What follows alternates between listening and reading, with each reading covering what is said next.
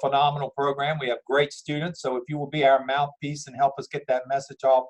The beauty of Garner Webb too is we go where the people are. So if we know that there's some people in South Carolina who want to have a doctoral program, I don't think we can go into South Carolina, but we can get very close in Charlotte. But anywhere in North Carolina, I believe we can do a memorandum of agreement. If I'm wrong, Dr. Lamb will correct me a little bit later on. We can.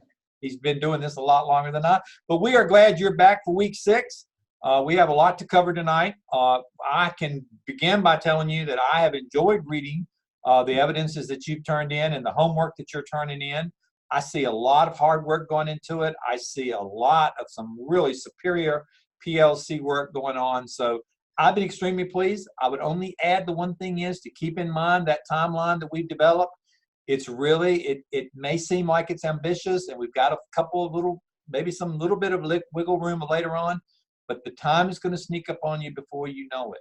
So any break you get, utilize it to continue working on these PLCs and to continue working on the evidences, because they are to be beneficial to your school and to you. Again, not just something we do just to have you jump through hoops. It's something to do to improve your school and to give you those skills that you're going to need as an administrator. So welcome back. I will start with my comments on your assignments in the Blackboard. You're doing a great job.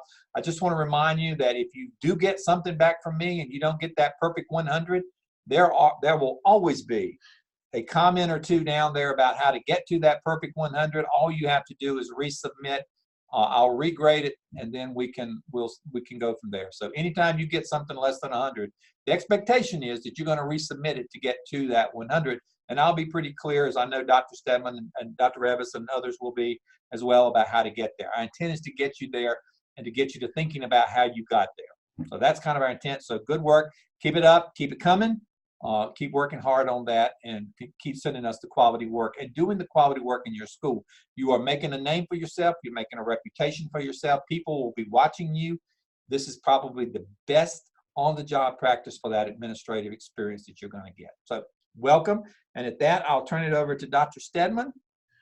And I will say, and Dr. Stone, Dr. Lamb, I will say that over the last, I would say the last 3 years, looking at evidence work, that overall, as I looked at task 4, the action plan, these were probably the strongest and most professionally written action plans that I have seen. Overall, I will say overall, extremely pleased. Most of the work that I had to even send back, it was minor things that you would end up having to correct. So, keep on doing the good work that you're doing. I would encourage those, though, just as Dr. Stone just said, it's very, very important that you pace yourself and that you keep up. Now, there is a little bit of wiggle room to catch up if you are behind and you know who you are. But it's almost going to be impossible to continue working with evidence 1, the AXL, and to get started on evidence 2, the APTEL. So you need to make sure that you are catching up, or that you do whatever is necessary to get where you need to get. If you're struggling with something, you need to reach out and let us know. We have Dr. Stone and I will work with you, but we have other people in place that will work with you as well. We have Dr. Revis that's working with a group. We have Dr. Hamilton that is working with a group, and we have Dr. Shepard that will work with a group as we need. Now, I have made, there are a few of you that I have asked the clinical coaches to reach out to you and to work with you. It's important that you respond to their emails and that you do join in these sessions so that they can help you get caught up. And I will be working with Dr. Hamilton's group and Dr. Shepard's group as well, with some of those that may need some catching up. And if Dr. Stone has an issue with any of his students, he's to let me know, and I will be working with you as well. So just keep up the good work. Again, for the most part, I was extremely pleased with the work that has come in. As a reminder, if you'll look at the screen, as a reminder, by the end of this week, the APSL Task 4 revisions will be due to Dr. Stone and me. You will submit this to the assignment Dropbox. Many of you have already started doing that. Please be reminded that this is something that you must present to your administrative team, and we must see evidence that it has been submitted. Most of you, that's the only thing that you were waiting on. The rest of it was almost ready to be submitted without that. Your APSL task for peer reviews, 2 of them to the assignment Dropbox, and then your APSL task 5, which we're going to talk about tonight. You do not have to, there's no peer reviews on that. That goes directly to Dr. Stone and me.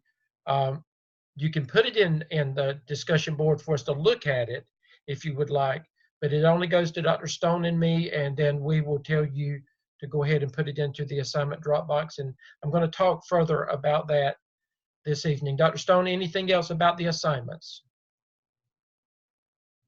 No, I think you've covered it well. Just keep them coming. Okay. Okay. And do reach out to us if there's some questions. Okay. Let me go back and pull. Oh, I know what I got to do. Got to come to the side and find my stuff again. Dr. Lamb, are you going to be with us the whole time? Dr. Lamb, can you hear me? I'm going to be with you the whole time. I had to Okay. unmute myself. I'm going to do this. I'm going to find you, and this is going to make it easier for me. I'm going to make you the host, and if you would pull up one of the class. I can't find you. Give me a second. Tell me if you see it. There you are. And if you'll pull up one of the classes.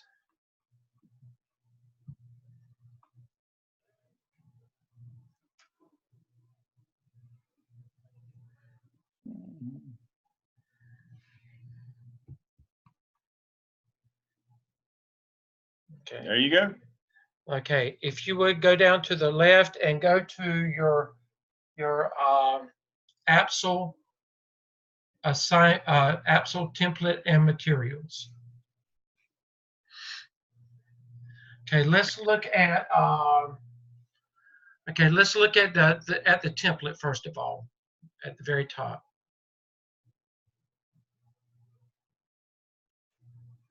And if you would scroll down to task 5.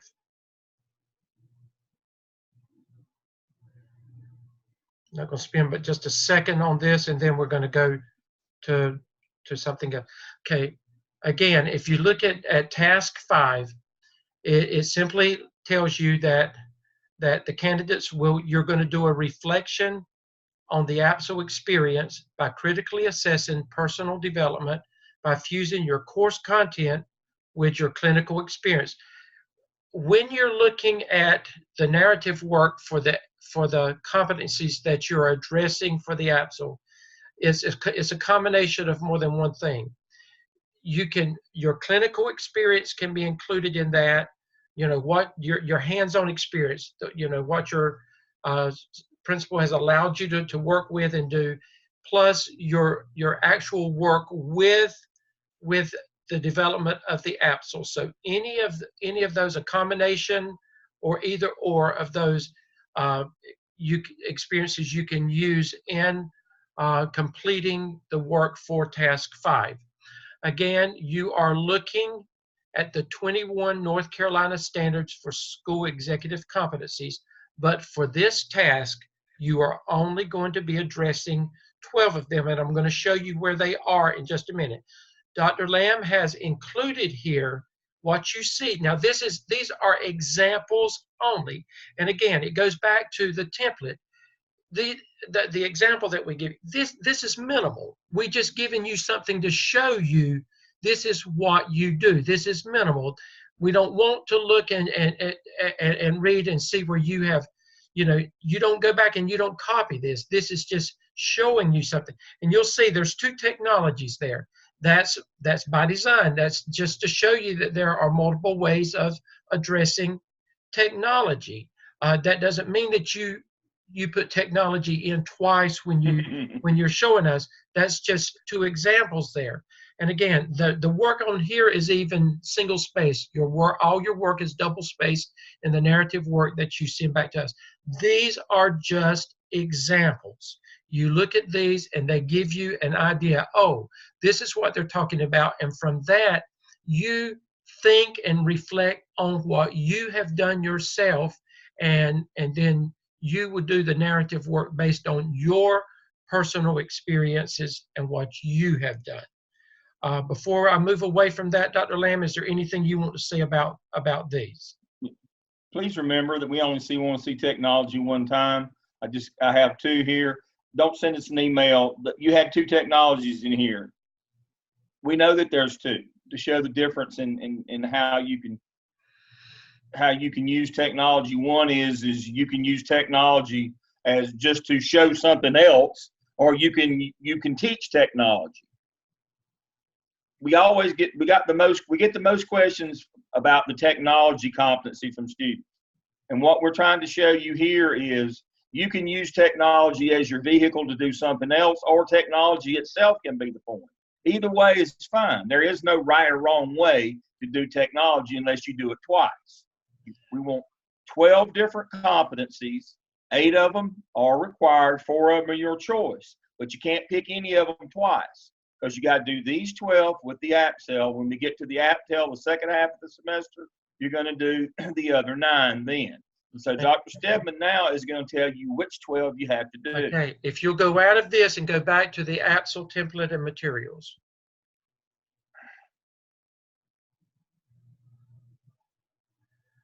Okay, and show them there. Let's see. I'm trying to come on down. It's there because I've looked at there.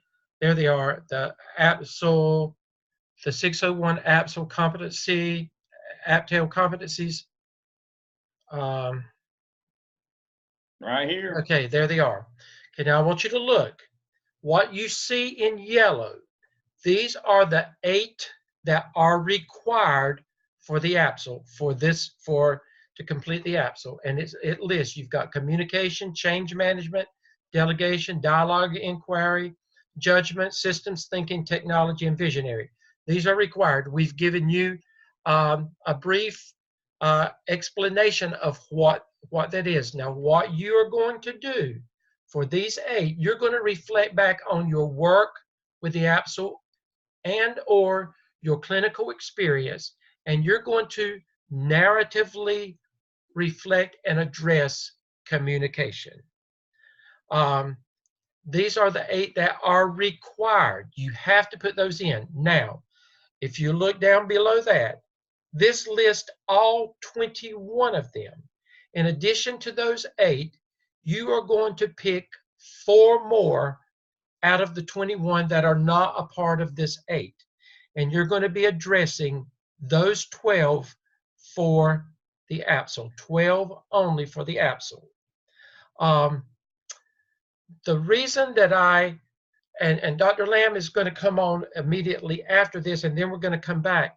The reason that I have asked Dr. Lamb to speak immediately after this, and it's going to be the work that you have to do in task stream, your competency folio, which is different.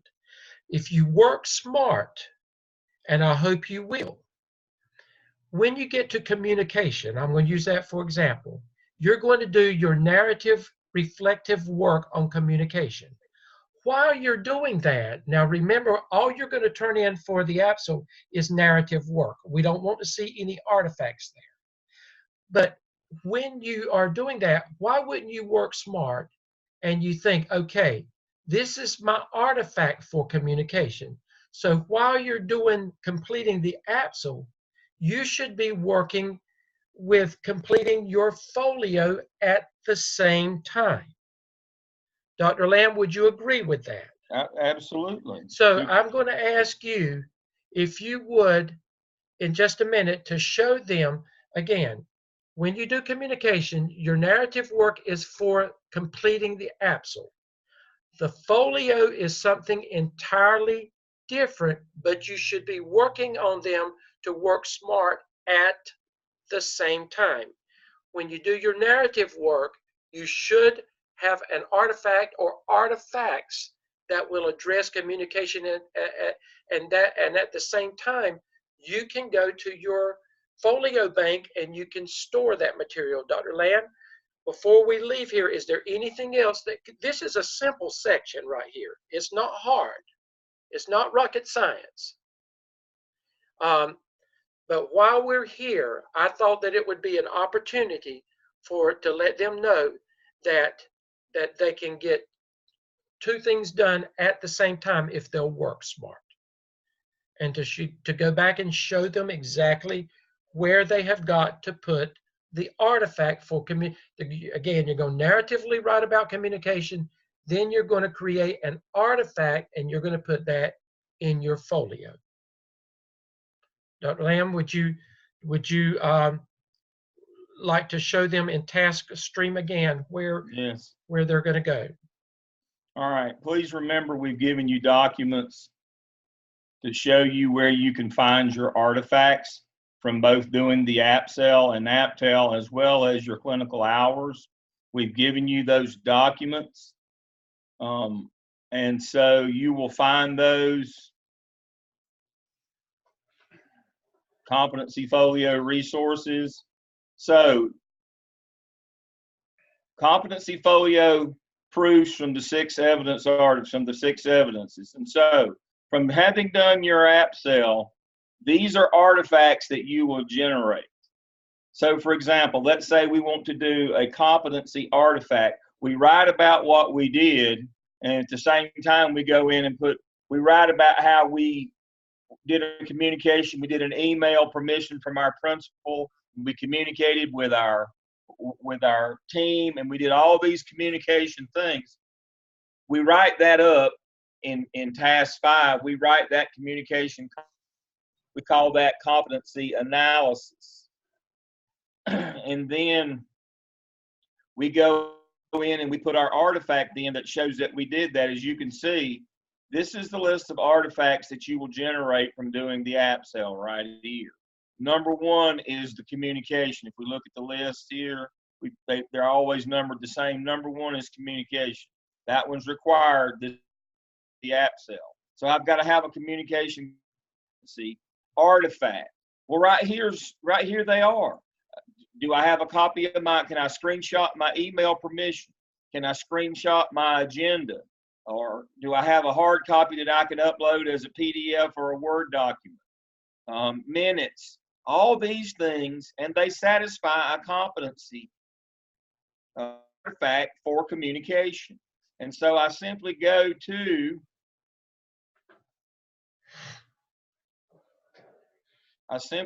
use Google now, don't use Edge. I simply go to TaskStream, pull up my competency,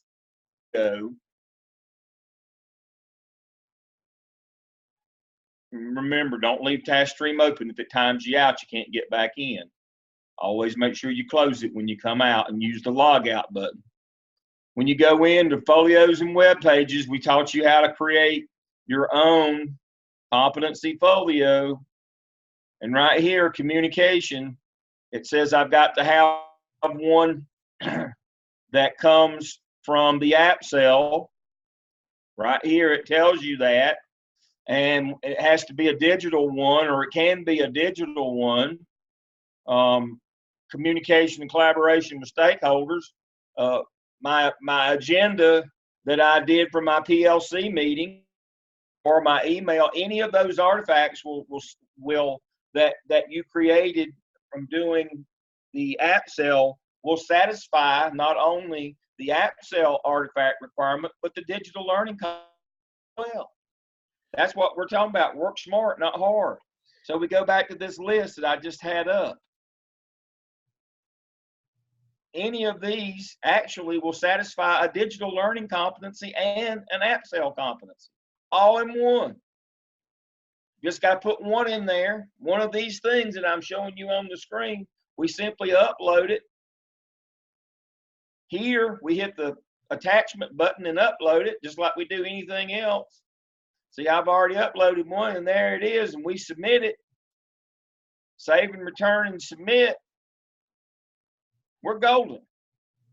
And then we can request comments on it from our clinical coach. This is not a hard process. We've always done evidence artifacts since 2010. We used to put them all together. We're required to separate them now. So you have your evidences. There's 6 of them: APSEL, APTEL, OMA, SCIP, CAP, SOP. You have that separately in your DRF portfolio. Your competency folio has 3 rounds of your 21 competency artifacts that prove you did the work you said you did. That's all they are. They're just proof. You can write about it from now on. State and our accreditors say you have to show us those things. If you actually did the work, you'll have generated these artifacts, because that's the way assistant principals and principals are evaluated in both North and South Carolina. When they come in, when your superintendent comes in, you give them a written document, a narrative, an evidence of the work you've done. And then you have to show them the things that you've created. The principal's manual, I've shown you that, evaluation manual, tells you what your narrative has to have, and it gives you examples of the artifacts that they've. That's what I've done here. I've given you a list of the artifacts. If you've actually done this, you said you did in the APSEL, you would have generated these things. Okay. It's just that simple. That's simple, yes, sir. Here's the work we've done. Here's the proof that we did it.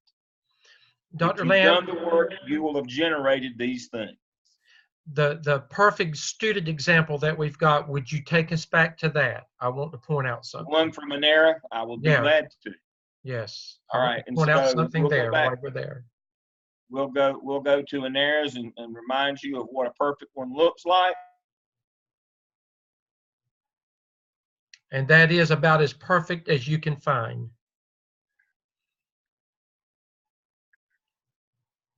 And she sent me a link, shared it with me. And you have access to this. I've uploaded this for you. Here it is. And this is what it looks like. So under communication, she has written us what she did. And she's got one. She started with the one you're supposed to, the APSEL.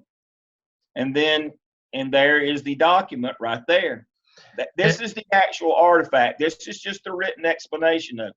Now, if you're even triply smart, when you write your competency analysis, it'll be about the thing that the artifact represents. You just copy and paste. Well, that's what I was going to say. You just said what I was going to say. Yes. Yeah, I knew we were getting there. Okay. So you can triple up here. You can do a digital. You can do a communication. You can do the analysis and the artifact all in one thing.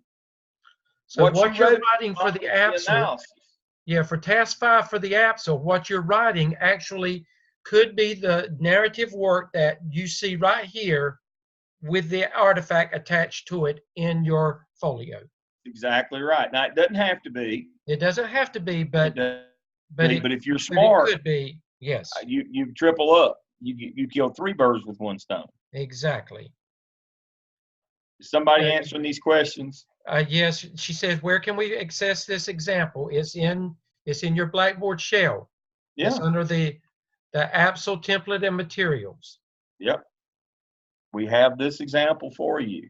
And again, remember, you can quad on this one 4 things. Man, this is just unbelievable. You see how she's highlighted digital learning? What she did was she took this with her transcript, submitted it to her LEA, her school district, and got her digital teaching and learning credit for it as well, her in-service credit, her CE user renewal credit. I mean, she just knocked it out of the park. That's a home run. 4, that's a home run. So you can hit a single, double, triple, or a home run. She hit a home run. She wrote about them in her competency analysis. She used the same ones. She did her same time, highlighted it, submitted her transcript, got her credit, all from doing this one thing. I mean, now that is multitasking. That is being efficient at your work. Right. She didn't let it take her four hours to do one. She did all 4 of those things in 1 hour and knocked them all out. That's how people say, well, I just don't have the time. Well, this is how you make time. This is efficiency at work. And so she got her credit for her CEUs of credit for digital teaching and learning competence. She got her credit by taking these classes because she submitted this folio to show where she did the digital learning piece. Mm-hmm. I mean, you just can't beat that. I mean, that's about as good as it gets. Look how simple this is. She simply wrote her competency in task 1. Like you're going in task 5 of the first evidence in AppSell, she wrote it, copied and pasted it here, put that artifact in down at the bottom, highlighted the ones for digital. Doesn't get any easier than that, folks. Well, and then we have evidence that you did what you were supposed to do. When our accreditors come, when the state comes, licensure, you've covered the things that you're going to be that are in your portfolio that's going to be graded. You've covered the things that you folks, South Carolina folks, are going to be tested on in the practice. This is the kind of stuff that they have to see. This is the kind of things they'll ask you. And so to that end, I'm going to take a moment. Dr. Lamb, while you're going there, I'm going to go ahead. I'm going to stick my neck out on this. By the end of week 8, because that's when we finish the AppSell. By the end of week 8, before we start the app till week 9, I want all of the folio work for the AppSell completed and put in task stream for reviewer comments. So you need to put that down. That's an expectation, and we will be looking for that. Yeah. That way we're keeping you on schedule. All right. This is one of our students that went through the very same instructors and coaches that you have now 2 semesters ago. He went through law with Paul B. He just took his practice in South Carolina. South Carolina requires a 146. He made a 178. And he's in his last semester. He made a 178. That's like 99 percentile, folks. Exactly. I think the top score, the perfect score is like 180, isn't it? Yeah, I mean, he knocked it out of the park. He did. We haven't had a person that hadn't knocked it out of the park. And because all this stuff that we're having you do leads directly into the assessments that you're going to have for your license, but also your job assessments and your testing requirements. We've linked it all together. It's all vertically articulated so that we don't have you doing something and then doing something different. Everything feeds, if you understand the process, everything feeds into everything else. We try to be consistent with what we do now. So here is the next piece. And this is the first group that I've shared this with. So this is from universities.com. Best educational leadership and administration colleges in North Carolina. There's 15 of us in North Carolina that offer these programs. And these rankings are based on the data from DPI data. See, we're assessed on DPI, how many of you finish on time, how well you do on your portfolios, how well you do your job. We exceed the state average in all of those. And also our surveys, our student surveys, senior exit, our completer surveys, graduate surveys, 3 years out, all those things, how well our folks do on all the, and how well they do in their job. Their employer ratings go into a database, all those things. So there are 15 in North Carolina that do what we do. So where do you think Gardner-Webb ranked in that? Now, this is the big boys and the little boys. This is State and Carolina. This is everybody. Where do you think we ranked? That would be number 1. That is amazing. That would be our data, our opinion. We didn't buy this. Our data says that we're number 1 in terms of the performance of our students, assessments, on portfolios, on the praxis, in their jobs. Our folks, this is the number 1 program. There's a reason why. Chapel Hill's number 2. There's a reason why. Understand the process. We link all this together. And that makes you much more efficient. The learning occurs, the light bulb comes on. And that's what we're asking for you piece all this stuff together. And if you can get if the light bulb will come on during the app cell, the other 5 will go like that. You'll get the process down. You'll breeze through this. It's a little hard at the beginning here.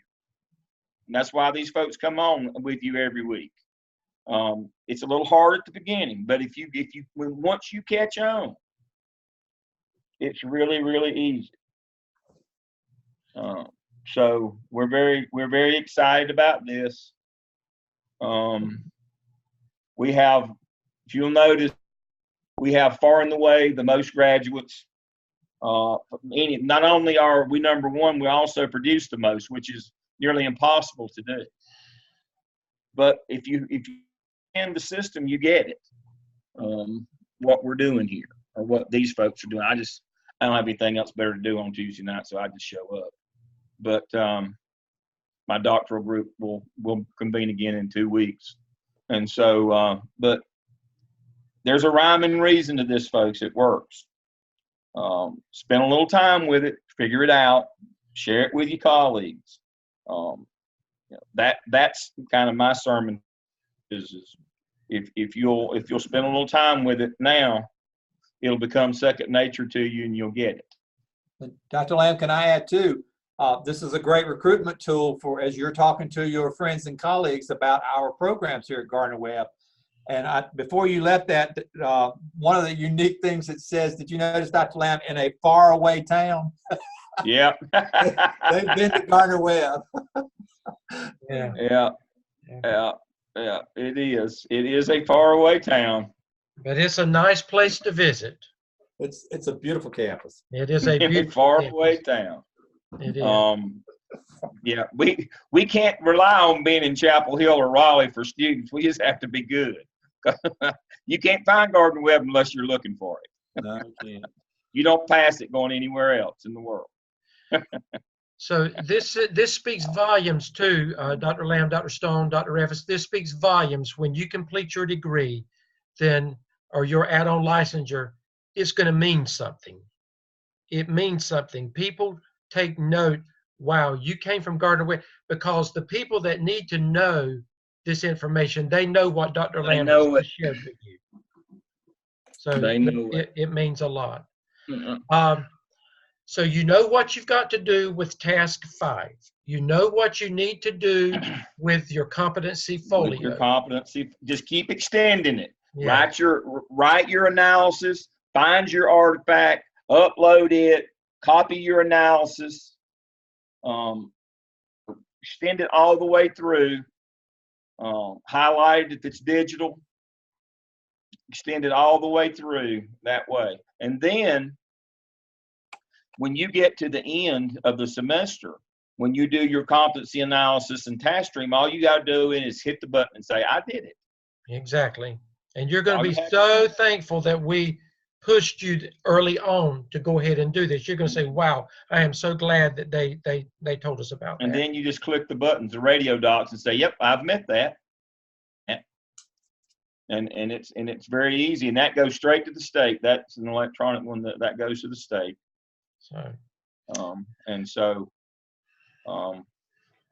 No, there is a reason why we have you do these things, but we're trying to teach you an economy and efficiency so that you can be more productive in your professional life, in your role, where you work. That's very important. Is we want you to.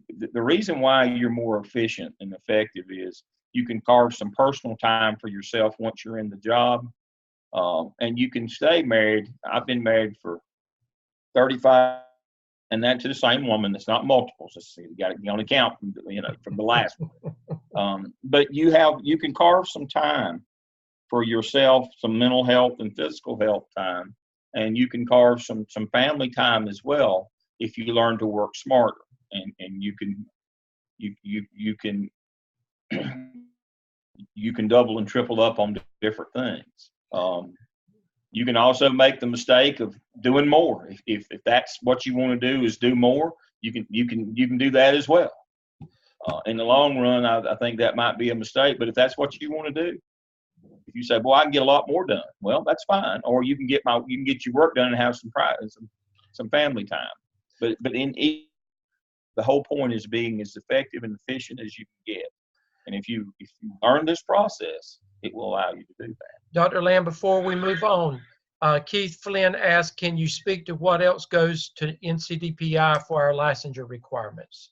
Well, both of these folios go, both your DRF portfolio and your competency folio. So you see your competency folio here. That's a great question, Keith.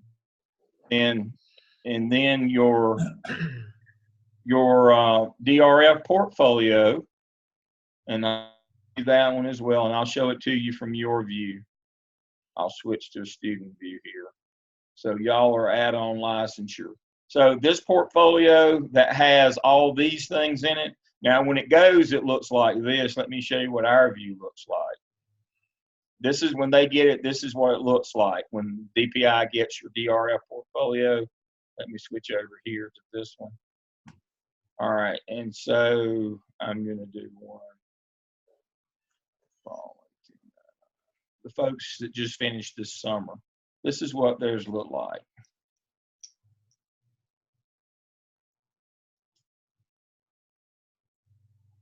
When the state gets it, we convey it electronically. It looks like this.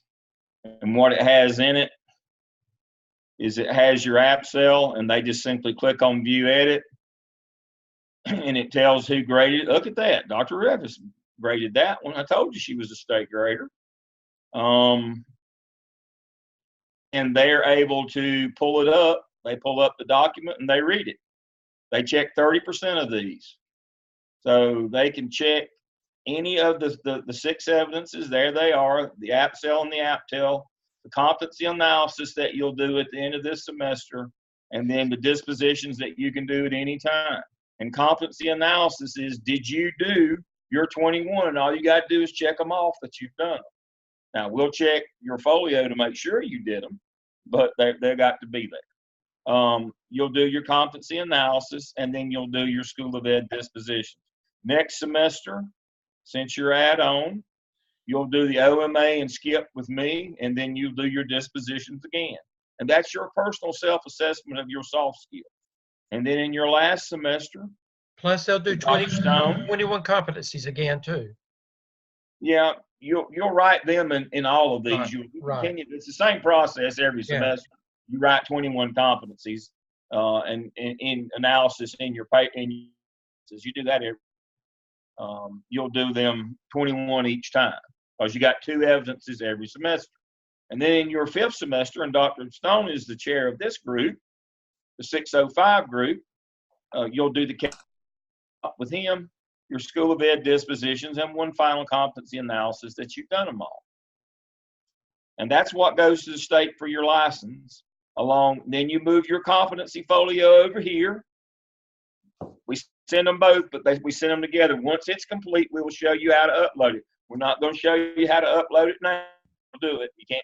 And then your internship logs that you're doing now, they go to the state along with your competency folio and your DRF portfolio of your evidences, competency analysis, and School of Ed dispositions. All this stuff goes in one electronic transmission with everybody that we have.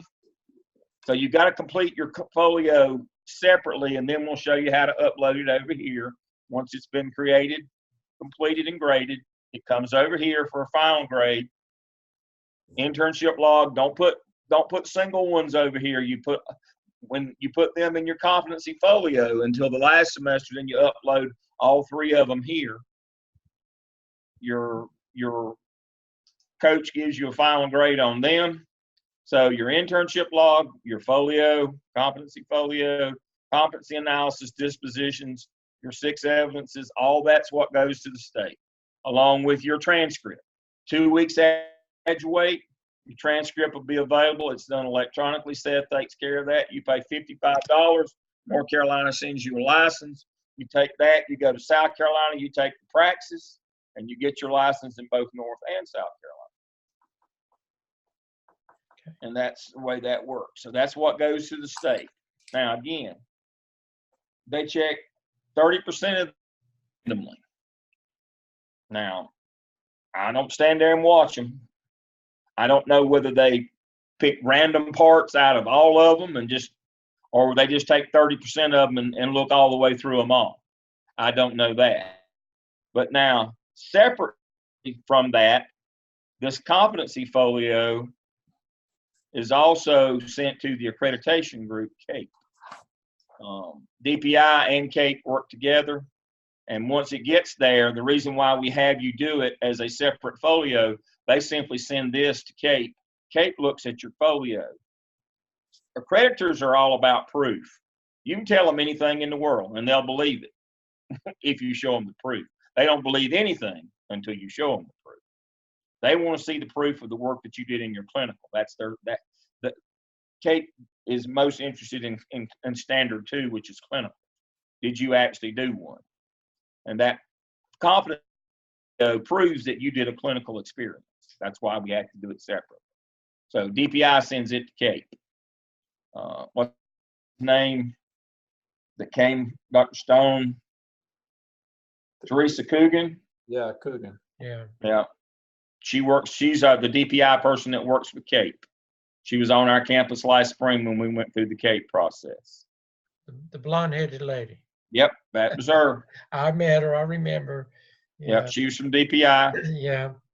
Yeah. Very helpful lady. Very helpful. Very Very nice smart, lady. Very smart, very sharp. And so, I mean, there are people watching. This is why we were, the MELS program was exemplary through that process, because we're the only college in North or South Carolina that's put ourselves through this, and it is an ordeal. That's part of how we got that #1 ranking, though. We've been through this process. So we have a process we're trying to teach you. We're trying to believe it'll make you better. We know it'll make you better. The scores tell us when you get evaluated by your superintendent, those scores go into the state database.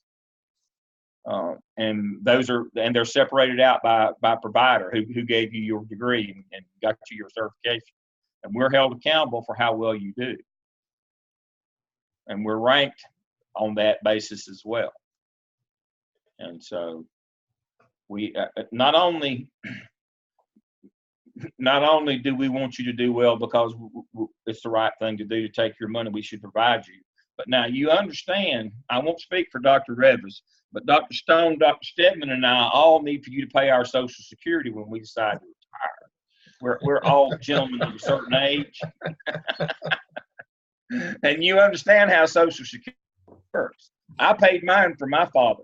And I paid for the older people, and so y'all got to pay for us. We want y'all to get good jobs and make plenty of money so you can pay our Social Security. We'll have to retire one of these days. Keep it coming. So, quite seriously, we want you to do well, and we believe that if you go through this process the right way, that you'll do well. Jennifer Rose asked, does South Carolina get a license for North Carolina and South Carolina? Yes, ma'am. Yes, I thought so.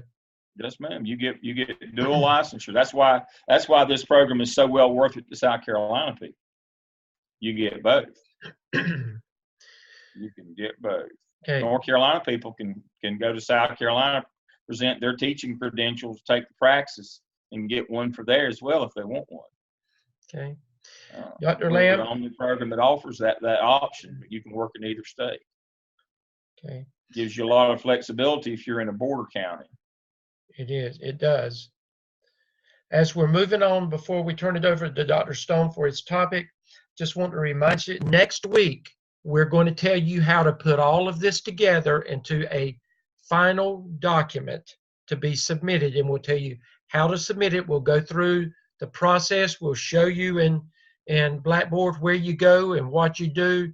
So, you've got a lot to do between now and then to get ready for that, but that's what we're going to do next week. We're going to help bring all of this together, tie it all together for you. Just wanted to remind you, Dr. Stone, we did not mention this. I was very pleased with the collaborative work that they did with their Zoom teams for task 1 and 2 as well. I enjoyed, they stayed on topic. They kept it a scholarly discussion, and I was very pleased with all of my groups with that as well. I was as well. Go ahead. So I will be very quickly, Dr. Lamb, if you can quit sharing. I'm going to.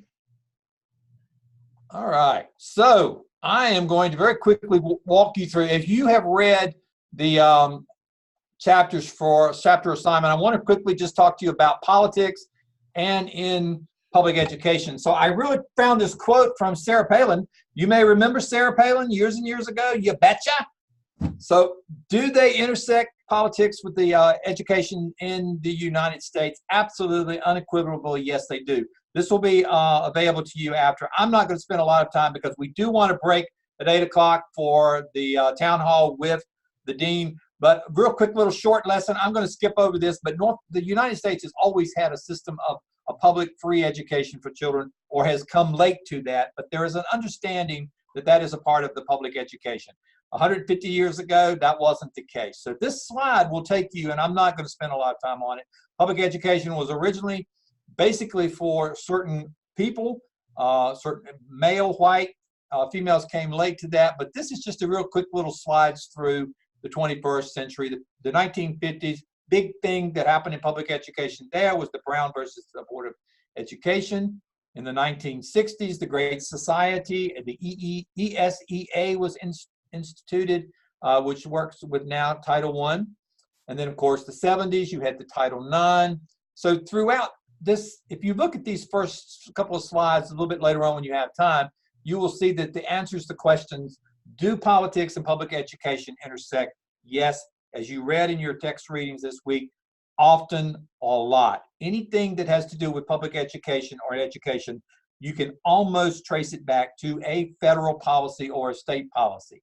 So a couple of quick little ways in which they do intersect. Of course, money, the federal funds that come to the states, to your school districts, even though they may be around 35% or about a third of what you get, most cases the federal government drives most of the policies in the states that receive federal funding. It's a part of receiving federal funding. If your school district gets Title I money, then you're going to comply with the federal allocations. Of course, there's state funding, and the reason why money is here, if you get money, there will be strings attached to it, and those strings are political. Whether it's your local funding, there will be strings attached to that, or if it's a public referendum or bonds that are passed, there will always be strings attached to that. So the first big intersection of public schools and politics is money. And who controls the money? The people who make taxes. And in North Carolina, school districts don't have the ability to tax. In South Carolina, you do have some of that ability, school systems. In North Carolina, all school districts have to go through the local government for any time they want to build something, anytime there's any borrowing. So that's the first intersection. The second major intersection is when there are policies or laws, whether it's the North Carolina General Assembly or whether it's the South Carolina General Assembly, or whether it's the state school boards of South Carolina or North Carolina, the Department of Public Instruction, or through your Board of Education. And just remember, those are elected boards or appointed boards by elected people. So the intersection of politics and education are in policy as well as and money. In the curriculum, in the national curriculum, I'm not sure how many states now have Common Core, but at one point, almost all the states were adopting Common Core. Now, many of them have backed off, calling it something else, still Common Core light. But there's another intersection of politics and government. The national, whether it's at the state where the curriculums for the requirements for graduation or promotion, local boards of education can also add requirements for graduation. And then again, the fourth big area in which politics and education intersect is constitutional protections, whether it's the IDEA, whether it's Title I, Title VII, Title IX, just add a number and put title in front of it. Those are all federal intersections of politics and education. Or it could be as much as the Supreme Court cases, whether it's Leandro here in North Carolina, Brown versus the Board of Education, whether it's a free speech or a religion, or No Child Left Behind legislation. So that's the other spot in which they intersect. A couple of fine points about politics and education, and why is this important to you as you become the principal or the administrator. Your job will be a political job. Your job will be to play nice with politicians. Your job will be to deal with the effect of politicians more so than you've ever had the experience before. You will find that politics will be playing an important role in your job. Fine points, I'm almost done. Public schools are creations of other public bodies. They are created not in the North Carolina Constitution. They're created by the North Carolina General Assembly, which means the North Carolina General Assembly can determine how they are governed. In North Carolina, because the General Assembly created the school boards, they could do away with school boards. They could do away with school districts because they create school districts. So in North Carolina, the General Assembly is the powering body that created the public schools, the public LEAs. In South Carolina, not as familiar with that. If someone has some ideas on that, shoot them to me. Also remember, if you're a public school employee, you are a public employee. You're subject to all the rules governing state employees. So what happens in the halls of Congress, whether it happens in the General Assemblies of North Carolina or South Carolina, or in the local government, it does matter a lot. And when you become that administrator, you must keep your eye on politics. You must. So like it or not, politicians and politics are critical players in public education or in education. That means that we have to be vigilant, we have to be advocates, because a lot is at stake. And if you don't believe it, look in North Carolina. The General Assembly has created private vouchers, which is over $10 million a year, which is growing for non-public schools, private schools, where my taxpayers' money as a public citizen is going to pay for private education that I have no say over, no accountability. The teacher pay, as we talked about this in 605 tonight, North Carolina's budget has not been passed. Teacher pay is still in suspension. So that's all politics. Your curriculum can be manipulated by your textbooks, of course, strikes as well. If you didn't know it, the U.S. Department of Education was created, this fairly new, the newest department, I believe, except for Homeland Defense, Homeland Security, was created in 1979 by Jimmy Carter. So within our lifetime, this Department of Education, this education was given its own department in the federal government. In the state of South Carolina and in the state of North Carolina, public education was created and codified in law in 1868. So we go back a lot further than the federal government. So the answer to your question, politics and education are intertwined, and therefore it is important that we stay, as administrators, stay abreast of whatever is happening in Raleigh or Columbia or in DC. All right. Okay, and Dr. Stone, they can find this under week 6 in their Blackboard shell, course shell. Absolutely.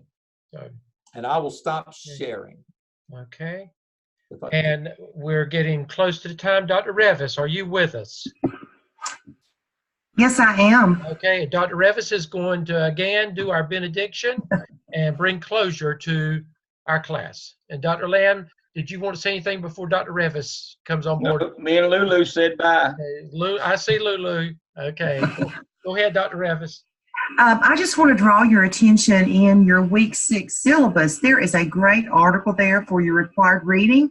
And you can't really tell the title of the article just by looking at your syllabus, but it's entitled Power Over, With, and Through, Another Look at Micropolitics. This is an excellent article, and there's also an accompanying video, YouTube video discussion, if you will. And when you're going through that article and listening to the video, I want you to think about what's resonating with you about the importance of micropolitics in the school principalship, because you've got to understand the politics within your organization. And for me, what resonated very quickly was it's about building relationships and building trust with each and every one of your staff members. And it's about building relationships and trust with groups of your staff members, be it a 3rd grade team or a biology department in a high school.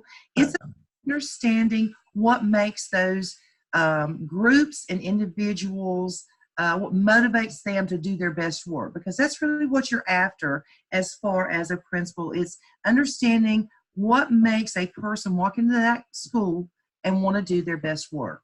But also, in addition to the article, don't forget your political groups of parents.